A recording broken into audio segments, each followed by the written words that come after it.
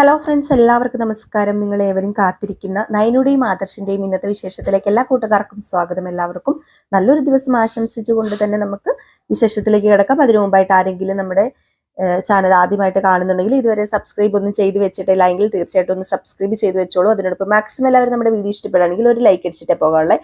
അപ്പൊ നമുക്ക് നേരെ ഇന്നത്തെ വിശേഷത്തിലേക്ക് തന്നെ കിടക്കാം. തുടങ്ങുമ്പോൾ തന്നെ നമ്മുടെ അനാമികേനെ ആട്ടോ കാണിക്കുന്നത്. അനാമിക അനന്തപുരി തറവാട്ടിലേക്ക് വരികയാണ്. വന്നപ്പോ തന്നെ അവിടെ നമ്മുടെ ദേവയാനി ഉണ്ടായിരുന്നു. അപ്പൊ ദേവയാനി മനസ്സിൽ ഇവളെ കണ്ട ഉടനെ തന്നെ വിചാരിച്ചു വിട്ടു, എന്റെ ദൈവം ഇനിയിപ്പോ എന്തൊക്കെ പ്രശ്നം പോലും ഇവിടെ ഉണ്ടാകാൻ പോകുന്നത്, നയനമോള് വന്ന കാര്യം ഇവൾ അറിഞ്ഞു കാണത്തില്ലായിരിക്കും എന്ന് ഇങ്ങനെ മനസ്സിൽ ഇങ്ങനെ വിചാരിച്ച സമയത്താണ് അനാമിക അകത്തേക്ക് കയറി വരുന്നതും നമ്മുടെ ദേവയാനി മോൾ എത്തിയോ എന്നിങ്ങനെ ചോദിച്ചത്. അപ്പൊ അനാമിക പറഞ്ഞു, രണ്ടെണ്ണം പടി ഇറങ്ങി പോയല്ലോ, അതുകൊണ്ടാ ഞാൻ ഇങ്ങോട്ടേക്ക് വന്നതാ വല്യമ്മേ, ഇനി സമാധാനം കിട്ടൂലോ. ഇതെന്തൊരു വാശിയാ വല്യമ്മേ, അവക്ക് മാത്രല്ല അവളുടെ അച്ഛനും അമ്മയ്ക്കും ഒക്കെ വാശി തന്നെയാണല്ലോ. ഓ, ഇവിടെ നിന്ന് ആള് പോയി വിളിക്കുമെന്ന് അവൾക്ക് നന്നായിട്ട് അറിയാം. അതുകൊണ്ടാണ് അവളുടെ അച്ഛനെ അമ്മേനെയും കൊണ്ട് വാശി പിടിപ്പിക്കുന്നത്. ഒരു കാരണവശാലും ഇത് അനുവദിച്ചു കൊടുക്കരുത്. അപ്പൊ നമ്മുടെ ദേവയാനി, എന്റെ ദൈവം, ഈ കൊച്ചിനോട് ഇനി എന്താ പറയേണ്ടതെന്നുള്ള രീതിയിൽ ഇങ്ങനെ നിൽക്കുക. അപ്പൊ അനാമിക പറഞ്ഞു, ഞാൻ എന്റെ വീട്ടിലേക്ക് കൂടെ കൂടെ പിണങ്ങി പോകാറുണ്ട്, എന്നെ അനി വന്ന് വിളിക്കാറില്ല. ഇനി വിളിക്കുന്നുണ്ടെങ്കിൽ തന്നെ എല്ലാവരും കൂടെ ഫോഴ്സ് ചെയ്തിട്ടായിരിക്കും അവൻ വന്ന് വിളിക്കുന്നത്. അല്ല മോളെ, നവ്യയുടെ 7ാം മാസ ചടങ്ങിന് മോളെന്താ വരാതിരുന്നത്? എന്തിനാ വല്യമ്മേ വരുന്നത്? വന്നിട്ട് എന്തിനാ? നവ്യ എന്ന് പറയുന്നവള് ഭൂലോക ഫ്രോഡാ. അവളുടെ നാവിന്ന് വരുന്നതില് സാധാരണ അവളുടെ വായിൽ നിന്ന് വരുന്നതിന് സാധാരണ മറുപടി ഒന്നും കൊടുത്താൽ പോരാ, അതിൽ കൂടുതൽ എന്തെങ്കിലും കൊടുക്കേണ്ടി വരും. പിന്നെ നമ്മൾ മിണ്ടാതിരിക്കുവാണെങ്കിൽ അതാണല്ലോ നല്ലത്. അതുകൊണ്ടാണ് സത്യത്തിൽ ഞാൻ വരാത്തത്. അഭിയേട്ടനും അപ്പച്ചിക്കൊന്നും അവളെ കണ്ണെടുത്താൽ കണ്ടുകൂടാ. അതുപോലെ തന്നെ നയനെ വല്യമ്മയ്ക്ക് ഇഷ്ടമാണോ? അല്ലല്ലോ. പിന്നെ അവൾമാരുടെ വീട്ടിൽ നിൽക്കട്ടെ, നമുക്ക് എന്താ പ്രശ്നം ഇരിക്കുന്നത്? അല്ല മോളെ, നാട്ടുകാരും ബന്ധുക്കളൊക്കെ അതേപ്പറ്റി ചോദിച്ചാലോ? ഈ നാട്ടുകാർക്കും ബന്ധുക്കൾക്കും വേണ്ടി അല്ലല്ലോ നമ്മൾ ജീവിക്കുന്നത്, നമ്മൾ നമുക്ക് വേണ്ടിയല്ലേ ജീവിക്കേണ്ടത്. അവരെ പേടിക്കേണ്ട കാര്യമുണ്ടോ? ഒരു വീട്ടിൽ നല്ലത് നടന്നാൽ അതൊന്നും നാട്ടുകാർ കാണത്തില്ല. വീട്ടിൽ പൊട്ടിത്തെറിയുണ്ടായാൽ അത് പറഞ്ഞ് രസിക്കാൻ എല്ലാവർക്കും താല്പര്യം. അങ്ങനെയാണല്ലോ, അതൊക്കെ സ്വാഭാവികമാണ്. അതുകൊണ്ട് നാട്ടുകാരെയും ബന്ധുക്കളെയൊക്കെ ഭയന്നിട്ട് അവൾമാരെ എന്തിനും ഇങ്ങോട്ട് കൂട്ടിക്കൊണ്ട് വരേണ്ടത്? അതിന്റെ കാര്യമില്ലല്ലോ.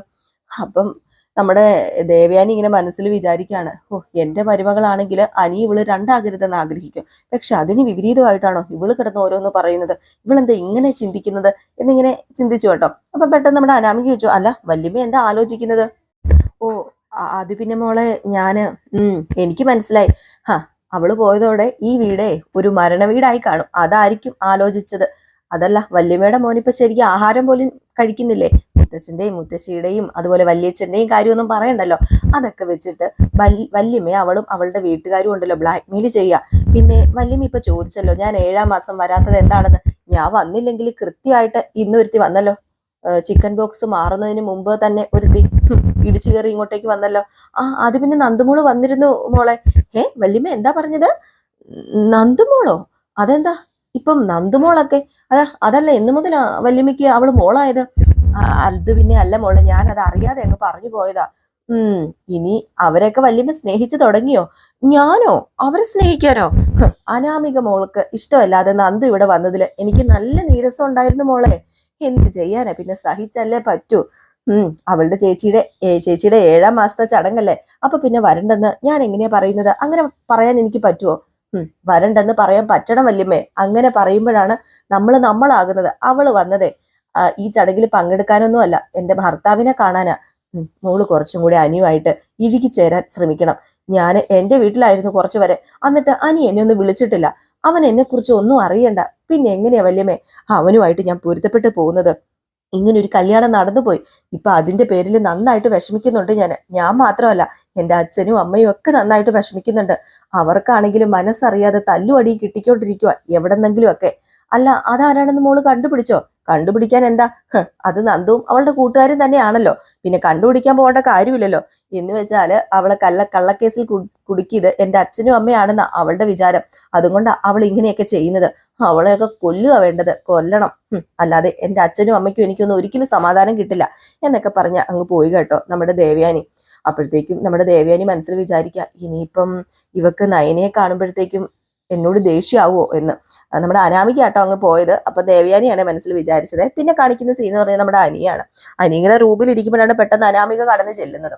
അങ്ങനെ അനാമിക കടന്നു ചെല്ലുന്ന ഉടനെ തന്നെ അനിയും ഞെട്ടിപ്പോവാണ് കേട്ടോ. ഇനിയിപ്പോ സമാധാനം പോയല്ലോ എന്ന് ഓർത്ത അനി. അങ്ങനെ അനി ചോദിച്ചു, ഓഹോ വന്നോ? രണ്ടെണ്ണം ഇവിടുന്ന് പോയല്ലോ. അതുകൊണ്ട് എനിക്ക് ഇനി ഇവിടെ സ്വസ്ഥമായിട്ട് നിൽക്കാമല്ലോ, അതുകൊണ്ടാണ് ഞാൻ ഇങ്ങോട്ട് വന്നത്. നയനേടത്തി വന്ന് വിവരം ഇവൾ അറിഞ്ഞില്ലെന്നാ തോന്നുന്നത്. എന്നാ പിന്നെ പറയണ്ട എന്നിങ്ങനെ അനി മനസ്സിൽ വിചാരിച്ചു. അപ്പൊ നമ്മുടെ അനാമിക പറഞ്ഞു, ഓ ഞാൻ ഇവിടുന്ന് പോയതിന്റെ ആശ്വാസത്തിലായിരുന്നല്ലോ നീ, അതുകൊണ്ട് ശല്യം വന്നോ എന്നായിരിക്കും നീ ഇപ്പൊ വിചാരിക്കുന്നത്. ഓ അങ്ങനെ ഒരു തോന്നലുണ്ടെങ്കിൽ പിന്നെ എന്തിനാ നീ ഇങ്ങോട്ടേക്ക് വന്നത് എന്തുകൊണ്ടാണെന്ന് ഞാൻ പറഞ്ഞല്ലോ. ഞാന് വേറൊന്നിനും അല്ല വന്നത്. സത്യം പറയാലോ, എന്റെ അച്ഛനും അമ്മയും ഈ കാര്യത്തിലെ പ്രതികള്. എന്റെ അച്ഛനും അമ്മയും മാത്രം. ഞാൻ അവിടെ പോയി നിൽക്കുമ്പോൾ അവരാ എന്നെ ഇങ്ങോട്ടേക്ക് തള്ളിവിടുന്നത്. നിന്റെ അച്ഛനും അമ്മയും വലിയ കൊമ്പത്തെ ആൾക്കാരാ. അവരൊക്കെ നീ അവിടെ നിൽക്കുന്നത് പ്രശ്നമല്ലെന്നൊക്കെയല്ലേ പറയാറുള്ളത്. അതൊക്കെ ശരി തന്നെയാ. എങ്കിലും നാട്ടുകാരും ബന്ധുക്കളും ഒക്കെ മറ്റുള്ളവരെ ആക്ഷേപിക്കാൻ വേണ്ടി കാരണങ്ങൾ കണ്ടെത്താൻ വേണ്ടി ഇങ്ങനെ നടക്കല്ലേ. അതല്ലേ കുഴപ്പം. അല്ലെങ്കിൽ പ്രശ്നമൊന്നും ഇല്ലായിരുന്നു ഞാൻ അവിടെ നിൽക്കുന്നത് കൊണ്ട്. ഓഹോ, അങ്ങനെ ഓരോരോ കാരണങ്ങൾ കണ്ടെത്തി നീ ഇങ്ങോട്ടേക്ക് വരുന്നു. നിന്റെ വീട്ടിനേക്കാളും ബന്ധുബലമുള്ള കുടുംബമാണ് ഇത്. സമൂഹത്തിനിടയിൽ അനന്തപുരിക്കാർക്ക് നല്ല പേര് തന്നെയാ. എങ്കിലും നീ എന്നെ വിട്ടുപോയാല് നാട്ടുകാരുടെ ചോദ്യത്തിന് മുന്നിൽ ഞാൻ ചൂളി പോകത്തില്ല. എനിക്ക് തക്കതായ മറുപടി കാണാനുണ്ടായിരിക്കും. സ്വന്തം ജീവിതം അവനവൻ തന്നെയാ ജീവിച്ചു തീർക്കേണ്ടത്. അതിങ്ങനെ നരകിച്ച് തീർക്കുന്നതിലും നല്ലത് ചാകുന്നതാ. അവിടെ എന്നും അടിയും വഴക്കുമായിട്ട് പോയി കഴിഞ്ഞിട്ടുണ്ടെങ്കിൽ മരിച്ച പോലെ അടി ജീവിതം. ഒരു വഴക്കിനുള്ള തുടക്കമാണെന്ന് എനിക്ക് നന്നായിട്ട് അറിയാനേ.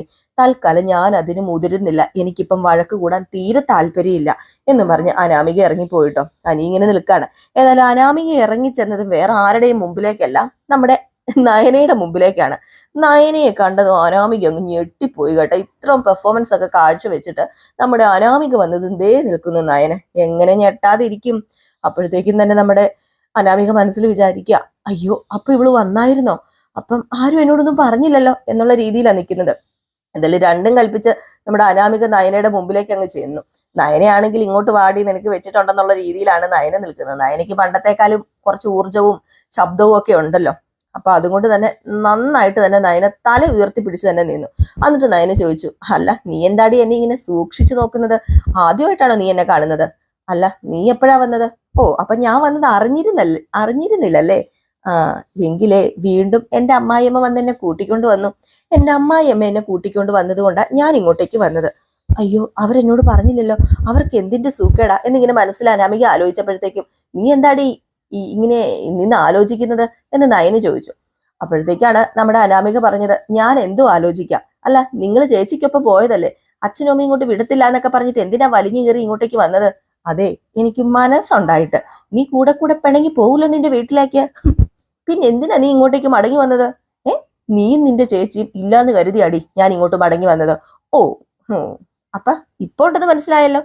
ഹാ ഇപ്പോണ്ടത് മനസ്സിലായപ്പം പിന്നെ നീ എന്ത് ചെയ്യണം? ദേ എന്റെ പൊന്ന് നയനെ, ഇതൊക്കെ നിന്റെ നാടകമല്ലേ? നീ നിന്റെ ഭർത്താവും ഒക്കെ കളിക്കുന്ന നാടകം. നിന്റെ ഡിമാൻഡ് കൂട്ടാൻ വേണ്ടിയാ നീ വരുന്നില്ല എന്ന് പറയുകയും അവിടെ അള്ളു പിടിച്ച് നിൽക്കുകയും ചെയ്തത്. അപ്പൊ സ്വന്തം മോന്റെ അവസ്ഥ കണ്ടിട്ട് വല്യമ്മ വന്ന് വിളിക്കൂല്ലോ. ഇതൊക്കെ നിന്റെ അഠവാടി. അതെ കൂടെയുള്ള ആണുങ്ങള് പെണ്ണുങ്ങളെ സ്നേഹിച്ചാൽ അതാടി ഗുണം. അങ്ങനെ ഗുണങ്ങൾ ഉണ്ടാകും. ആദർശൻ എന്നെ ആത്മാർത്ഥമായിട്ട് സ്നേഹിക്കുന്നുണ്ട്. അതുപോലെ തന്നെ ഹനിയുടെ സ്നേഹം നീ എന്താ പിടിച്ചു പറ്റാത്തത്? നിനക്ക് എന്താടി അതിന് പറ്റാത്തത്? നീ അത് പിടിച്ചു പറ്റ. അപ്പൊ നീ പോയി കഴിഞ്ഞാല് അനി നിന്നെ ഇങ്ങോട്ടേക്ക് കൂട്ടിക്കൊണ്ടുവരാൻ വരുമല്ലോ. അവരെന്നെ സ്നേഹിക്കാതിരിക്കാൻ വേണ്ടിയല്ലേടി നീ നിന്റെ ചേച്ചി നിന്റെ അച്ഛനും അമ്മയൊക്കെ കൂടി ഒരുത്തി അഴിച്ചിങ്ങനെ വിട്ടിരിക്കുന്നത്. അവളിങ്ങനെ നടക്കുകയല്ലേ.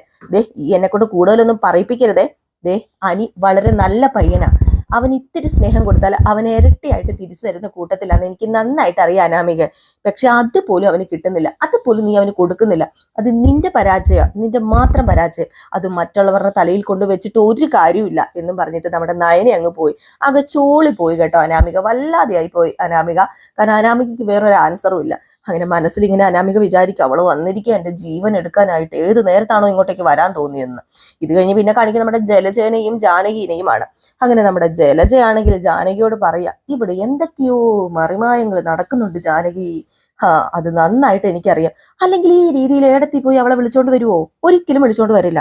എന്താ സംഭവിക്കുന്നതെന്ന് എനിക്ക് മനസ്സിലാവുന്നില്ല. എന്റെ മകൻ തല്ലിപ്പൊളിയാ, ഞാൻ സമ്മതിച്ചു. പക്ഷെ നിന്റെ മോൻ അതുപോലെ അല്ലല്ലോ ജാനകി. അവൻ 2-3 ബ്രാഞ്ചിന്റെ ചുമതല ഏൽപ്പിച്ചിരിക്കുകയാണല്ലോ. പക്ഷെ അവന്റെ ദാമ്പത്തികം നല്ല പോലെയല്ല പോകുന്നത്. അത് നിനക്കറിയാലോ.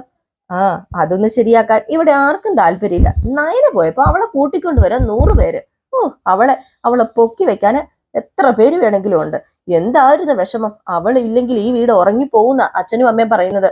അത് പിന്നെ ജലജ അവള് മൊത്തത്തിൽ എല്ലാരും ഉറക്കുമെന്ന ഇപ്പൊ എന്റെ പേടി. അവള് നന്നായിട്ട് ഡിസൈൻ ഒക്കെ ചെയ്യുന്ന കൂട്ടത്തിലാ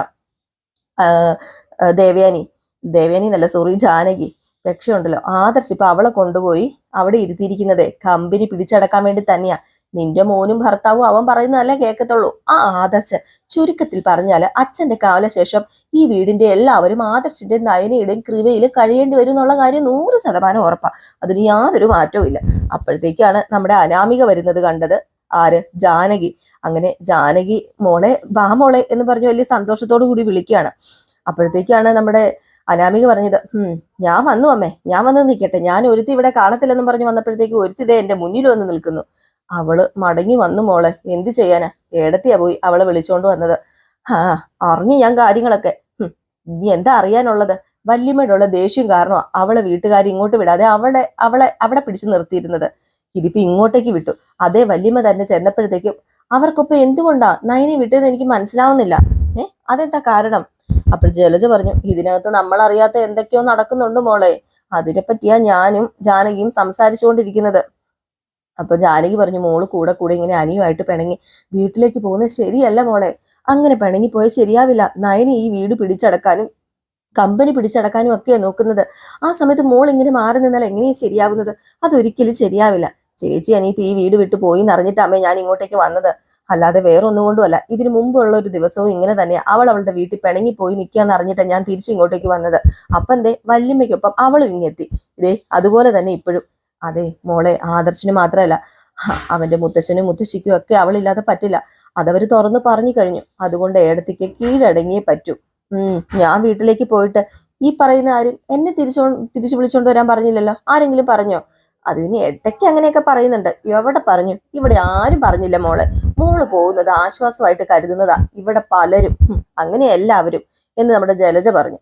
എന്നിട്ട് ജലജ പറഞ്ഞു, അല്ല ജാനകി, എന്തിനാ ഇതൊക്കെ മറച്ചു വെക്കുന്നത്? അങ്ങനെ മറച്ചു വെക്കേണ്ട കാര്യമില്ല. മിക്കവാറും നയനയും ഏടത്തെയൊക്കെ ഒന്നാകും. നമ്മളെല്ലാവരും ഈ വീടിനകത്ത് അധികപ്പറ്റാവുകയും ചെയ്യും. ലാസ്റ്റ് ഇറങ്ങി കൊടുക്കേണ്ടി വരികയും ചെയ്യും. ഇതിന്റെയൊക്കെ അവസാനം അങ്ങനെ തന്നെയാണ് സംഭവിക്കാൻ പോകുന്നത്, എനിക്ക് ഉറപ്പാ. അതുകൊണ്ട് നോക്കിയും കണ്ടുമൊക്കെ നിന്നാല് നമുക്ക് കൊള്ളാം. അതേ എനിക്ക് പറയാനുള്ളൂ എന്ന് പറഞ്ഞ് ജലജ അങ്ങ് പോയി. അത്യാവശ്യം അങ്ങോട്ട് എരിവൊക്കെ വെച്ച് കൊടുത്തിട്ട് പോയി കേട്ടോ. ഇനിയിപ്പൊ അത് പുകഞ്ഞ് അനാമികയുടെ മുമ്പിൽ കിടന്ന് കത്തിക്കോളൂല്ലോ. എന്താണല്ലേ, അങ്ങനെ നമ്മുടെ അനാമിക എന്തൊക്കെയോ മനസ്സിൽ ഇങ്ങനെ ചിന്തിച്ച് നിൽക്കുകയാണ്. എന്ത് ചെയ്യാനാണ്, അനാമികയ്ക്ക് അമ്പിലും വില്ലിലും എടുക്കാൻ പറ്റത്തില്ലാത്തൊരവസ്ഥ. ഇത് കഴിഞ്ഞ് പിന്നെ കാണിക്കുന്ന സീൻ എന്ന് പറഞ്ഞിട്ടുണ്ടെങ്കിൽ നമ്മുടെ ദേവയാനി ഇങ്ങനെ ഭക്ഷണമൊക്കെ ഇങ്ങനെ പാക്ക് ചെയ്യാണ് കേട്ടോ. എന്തിനാണ്? നയനയ്ക്കും ആദർശും ഫുഡ് ഓഫീസിലേക്ക് കൊണ്ടുപോകാൻ. അങ്ങനെ നയനയും ആദർശും ഇങ്ങനെ മേളത്തെ നിലയിൽ നിന്ന് ഇറങ്ങി വരികയാണ്. ഭയങ്കര സന്തോഷത്തോടു കൂടി തന്നെയാണ് രണ്ടുപേരും ഇറങ്ങി വരുന്നത്. സന്തോഷത്തോടു കൂടി പാചകമൊക്കെ ചെയ്ത് എല്ലാം ടിഫിൻ ബോക്സിനകത്തൊക്കെ ഇട്ട് വെക്കുന്ന നമ്മുടെ ദേവയാനി. അങ്ങനെ ദേവയാനി അവരെ കണ്ട ഉടനെ തന്നെ ടിഫിൻ ബോക്സ് എടുത്തിട്ട് ഇഷ്ടപ്പെട്ട കറി എല്ലാം ഉണ്ടാക്കി വെച്ചിട്ടുണ്ട്. പ്രത്യേകിച്ച് നിനക്ക്, അതുകൊണ്ട് ഇഷ്ടമുള്ളത് കഴിക്കാൻ നിനക്ക്. ഇനിയിപ്പം നീ നിന്റെ വീട്ടിലേക്ക് ഓടിപ്പോയാൽ ഉറക്കം പോകുന്നതേ ഈ നിൽക്കുന്ന എന്റെ മോന്റെ അല്ലേ. അതുകൊണ്ട് ഇഷ്ടമുള്ളത് ഉണ്ടാക്കാതിരിക്കാൻ പറ്റത്തില്ലല്ലോ എനിക്ക്. നീ കാരണം എല്ലാവരുടെയും മുന്നിൽ എനിക്ക് തല കുണിക്കേണ്ടി വന്നു. അപ്പോഴത്തേക്കും ആദർശ് പറഞ്ഞു, അല്ല അമ്മേ, ഞാൻ തല കുനിക്കണമെന്ന് പറഞ്ഞു ഇല്ലല്ലോ. അവിടേക്ക് പോകാൻ പറഞ്ഞു. പറയേണ്ട കാര്യമൊന്നുമില്ലല്ലോ. ഇവിടെ അച്ഛൻ ഉൾപ്പെടെ എല്ലാവരും ഭയങ്കര ചർച്ചയിലായിരുന്നു ഇവളെ വിളിച്ചോണ്ട് വരണമെന്നും പറഞ്ഞുകൊണ്ട്. ഇനി ഞാൻ പോയി വിളിച്ചില്ലെങ്കിലേ ഉറപ്പായിട്ടും അച്ഛനും അമ്മയും പോയി വിളിച്ചോണ്ട് വന്നേനെ ഇവളെ. അത് ഉറപ്പായ കാര്യം തന്നെയല്ലേ. അപ്പൊ പിന്നെ ഞാൻ അങ്ങ് താന്ന് ഓർത്ത് കുഴപ്പമില്ലല്ലോ. വയസ്സുകാലത്ത് അവരെയും കൂടെ നാണം കെടുത്തേണ്ട കാര്യമില്ലല്ലോ. അവര് എന്തിനാ ഇവളുടെ കാൽച്ചോട്ടിലേക്ക് പറഞ്ഞയക്കണത്? എന്തായാലും ഇവളുടെ അച്ഛനും അമ്മയ്ക്കും ഇപ്പം ഭയങ്കര ഡിമാൻഡ് തന്നെയാ. അതുകൊണ്ടാണല്ലോ ഇങ്ങനെയൊക്കെ പറയുന്നത്. അവരൊക്കെ ഇപ്പം വലിയ കൊമ്പത്തെ ആൾക്കാരായി പോയില്ലേ. പറയുന്നതൊക്കെ നമ്മൾ അനുസരിച്ചല്ലേ പറ്റൂ. വേറെ എന്ത് ചെയ്യാനാ? അപ്പോഴത്തേക്ക് നമ്മുടെ ദേവയാനിയുടെ മുഖത്തൊരു ചെറിയ ചിരിയൊക്കെ ഉണ്ട് കേട്ടോ. അപ്പൊ നയനയും ചിരിക്കുന്നുണ്ട്. അപ്പൊ പെട്ടെന്ന് ആദർശിനൊരു സംശയം. അപ്പൊ ആദർശ് ഇങ്ങനെ നോക്കുകയാണ് കേട്ടോ. അപ്പൊ ആദർശിന്റെ മുഖഭാവം കാണുമ്പോൾ നമുക്കറിയാം ആദർശിന് എന്തൊക്കെയോ സംശയം ഉണ്ടെന്ന്. അപ്പൊ ഈ സമയത്ത് പെട്ടെന്ന് മുഖത്തെ ആ ചമ്മല് മാറ്റാൻ വേണ്ടി നമ്മുടെ അനാമിക പറഞ്ഞു, ഇവള് വന്നതിന് ശേഷം മുത്തച്ഛനും മുത്തശ്ശിയൊക്കെ ഒരുപാട് തല കുനിച്ചതാ, അത് ഞാൻ കാണുന്നതാ. ഇതിനു മുമ്പ് അവര് രണ്ടാളും കൂടി ഇവളെ വിളിക്കാൻ പോയിട്ടുണ്ടല്ലോ. അതൊക്കെ സത്യം പറഞ്ഞാലേ എനിക്ക് വലിയ അപമാനമായിട്ടാ തോന്നുന്നത്. അതൊക്കെ ഓർക്കുമ്പോ നാണക്കേട് തോന്നുക. ഇടയ്ക്ക് അമ്മ തന്നെ എന്നോട് പറഞ്ഞിട്ടുണ്ട്, രാവിലെ ഉറക്കം എണീക്കുമ്പോ ഇവള് ചായയായിട്ട് വന്ന് മുറിയിൽ തട്ടി വിളിച്ചില്ലെങ്കിൽ എന്തോ എന്റെ അമ്മായിയമ്മയ്ക്ക് വലിയ കുറവുള്ളത് പോലെയാണ്. അതുപോലെ എന്റെ അമ്മായി അച്ഛനും അങ്ങനെ തന്നെയാണ്. അപ്പൊ പിന്നെ ഞാനായിട്ട് എല്ലാവരെയും സങ്കടപ്പെടുത്തേണ്ട കാര്യമില്ലല്ലോ. ഇനി കുറച്ചു ദിവസം കഴിഞ്ഞാല് എന്നോട് തന്നെ എല്ലാവർക്കും ദേഷ്യമാകും. അത് പിന്നെ മുളയിലെ നുള്ളാൻ വേണ്ടിയിട്ടാ ഞാൻ ഇവളെ പോയി വിളിച്ചോണ്ട് വന്നത്. അല്ല, ഇതൊക്കെ വിളിച്ചോണ്ട് വന്നപ്പോഴേ അമ്മ പറഞ്ഞല്ലേ? അല്ല അമ്മ എന്തിനാ ഇത് പിന്നെയും പറഞ്ഞോണ്ടിരിക്കുന്നത്? ആദർശ് ഇങ്ങനെ ചോദിക്കുകയാണ്. അപ്പോൾ ദേവയാനി പറഞ്ഞു, അത് പിന്നെ ഞാൻ പറഞ്ഞതേ ഉള്ളൂ, ഇടയ്ക്കിടയ്ക്ക് ഓർമ്മിപ്പിക്കുന്നത് നല്ലതാണല്ലോ. ഇത് രണ്ടാമത്തെ തവണയാ നാണം കെട്ട് ഞാൻ അവളെ പോയി വിളിച്ചോണ്ട് വരുന്നത്. അപ്പൊ പിന്നെ എങ്ങനെ പറയാതിരിക്കും ആദർശേ? അതുകൊണ്ട് ഇനി ഇവള് വലിയ ഡിമാൻഡ് ഇടാനുള്ള ചാൻസ് ഉണ്ട്. അതാ എനിക്കിപ്പോ സംശയം തോന്നുന്നത്. ഇനിയിപ്പൊ വല്ല ഡിമാൻഡ് ഇട്ട് കഴിഞ്ഞാല് ദേ എന്റെ തനി സ്വഭാവം അറിയും. അതെ, ഇവള് ചിലപ്പോ നിന്റെ തലയിൽ കയറി നിരങ്ങും ആദർശേ. അത് നീ സൂക്ഷിച്ചോ. നോക്കിയും കണ്ട് നിന്ന് കഴിഞ്ഞാൽ നിനക്ക് കൊള്ളാം. ഇല്ലെങ്കിലേ ഇവളുടെ സ്വഭാവം എനിക്കിപ്പോ നന്നായിട്ട് അറിയാം. അപ്പോഴത്തേക്ക് നമ്മുടെ ആദർശം പറഞ്ഞ, അമ്മ ഇങ്ങനെ കൂടെ കൂടെ പോയി വിളിച്ചാലേ ആർക്കാണെങ്കിലും ഡിമാൻഡ് ഉണ്ടാവില്ലേ? ഇവളുടെ വീട്ടിൽ പോയെന്ന് പറഞ്ഞാൽ എനിക്ക് വലിയ ടെൻഷനൊന്നും ഇല്ലായിരുന്നു. അത് വേറെ ഒന്നും കൊണ്ടുമല്ല.